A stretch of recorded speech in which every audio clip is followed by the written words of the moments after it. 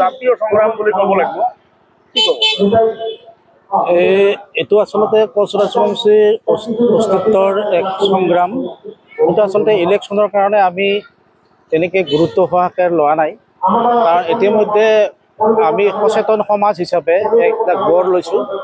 আৰু সচেতন সমাজ হিচাপে আমাৰ যি BTRত যি যিকেইটা আমাৰ সমষ্টি আছে, আমি বহুবাৰ আন দলবিলাকক কোচ ৰাজবংশীসকলৰ গণতান্ত্ৰিকভাৱে যিখিনি ৰাজনৈতিকভাৱে উত্থানৰ কাৰণে আমি তেওঁলোকক বিচাৰিছোঁ যে আমাৰ কিছুমান আমাৰ অঞ্চলবিলাকত প্ৰাৰ্থী প্ৰেৰণ কৰক, প্ৰাৰ্থী প্ৰেৰণ কৰাৰ আমাক দিয়ক, এই ধৰণৰ আমি বাৰে বাৰে মানে আহ্বান জনাইছোঁ, অনুৰোধ কৰিছোঁ।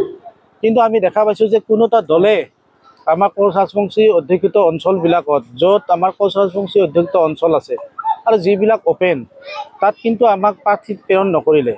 আৰু যাৰ কাৰণে আমি যিহেতু ৰাজনৈতিকভাৱে একেবাৰে আমি ভাঙি পৰিছোঁ আৰু আমাক ৰাজনৈতিকভাৱে হত্যা কৰা হোৱা নিচিনা আমাৰ হৈছে, যাৰ কাৰণে আমি এই সচেতন সমাজে আমি বিচাৰিছোঁ যে আমাৰ এই BTRত অস্তিত্ব ৰক্ষাৰ স্বাৰ্থত এক প্ৰাৰ্থীৰ জৰিয়তে আগবঢ়াব লাগে। আৰু সেই হিচাপে সচেতন সমাজৰ ফালৰ পৰা এক সমৰ্থনযোগ্য হিচাপে দিলীপ বৰমনৰ নামটো মানে আমাৰ সচেতন সমাজে নিক্ষেপ কৰিছে আৰু তেওঁক আজি প্ৰাৰ্থী হিচাপে প্ৰেৰণ কৰিছে। এতিয়া মোৰ কথাটো হ'ল, আমি কাৰো বিৰোধী নহয়, কোনো ৰাজনৈতিক বিৰোধী নহয়। আমাৰ কথাটো হ'ল আমাৰ কোচ ৰাজবংশীসকলৰ অস্তিত্ব ৰক্ষাৰ স্বাৰ্থত এইটোত আমি যিহেতু আমি দেশত জীয়াই থাকিবলগীয়া হ'লে, গণতান্ত্ৰিকভাৱে জীয়াই থাকিব লগা হ'লে এই ৰাজনৈতিক প্ৰেক্ষাপটত আমাৰ উন্নয়নৰ ক্ষেত্ৰত কথা চিন্তা কৰিব লাগিব। আৰু ৰাজনৈতিকভাৱে আমি যদি চিন্তা কৰিবই নোৱাৰোঁ, ৰাজনৈতিকভাৱে যদি আমি উত্থানেই হ'ব নোৱাৰোঁ, তেনেহ'লে জাতিটোক লৈ আমি কেনেকৈ আগবাঢ়িম?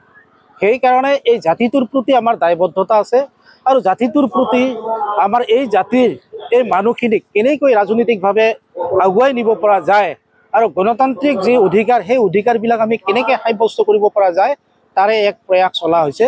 আৰু মই এইখিনিয়ে ক'ব বিচাৰিছোঁ, ইয়াত আমাৰ কোচ ৰাজবংশী মানুহখিনি এতিয়া আমি চিন্তা চৰ্চা কৰিব লাগে, আমি একত্ৰিত হ'ব লাগে আৰু সকলোৱে মিলি আমি অনাগত দিনত ৰাজনৈতিকভাৱে আগবাঢ়িব লাগে। ইতিমধ্যে 22টা সংগঠনে মোটটোক মানে বিৰুদ্ধে লাগিছিল, তথাপি হ'ব পৰা নাই, এই বেলিও নোৱাৰিব বুলি কৈ আছে। এইটো অৰূপ দিয়াৰ মানে তেওঁৰ ভাষ্য। আচলতে BC তেওঁৰ এটা মানে এনেকুৱা হৈছে, তেওঁৰ মানে যিটো ৰাজনৈতিক মানে তেওঁ এটা ৰাজনৈতিকভাৱে যি তেওঁ মাখন খাই আছে, কেনেকৈ খাইছে, কেনেকৈ কি কৰিছে মই ক'ব খোজা নাই, কিন্তু তেওঁৰ মাখন খাই তেওঁ মানে অতিৰঞ্জিত হৈছে। যিবিলাক তেওঁৰ যিটো মুখৰ ভাষা, এইবিলাক আচলতে তেওঁৰ ৰাজনৈতিক ভাষা নহয়, সেইবিলাক তেওঁৰ ৰাজনৈতিক ভাষা নহয়।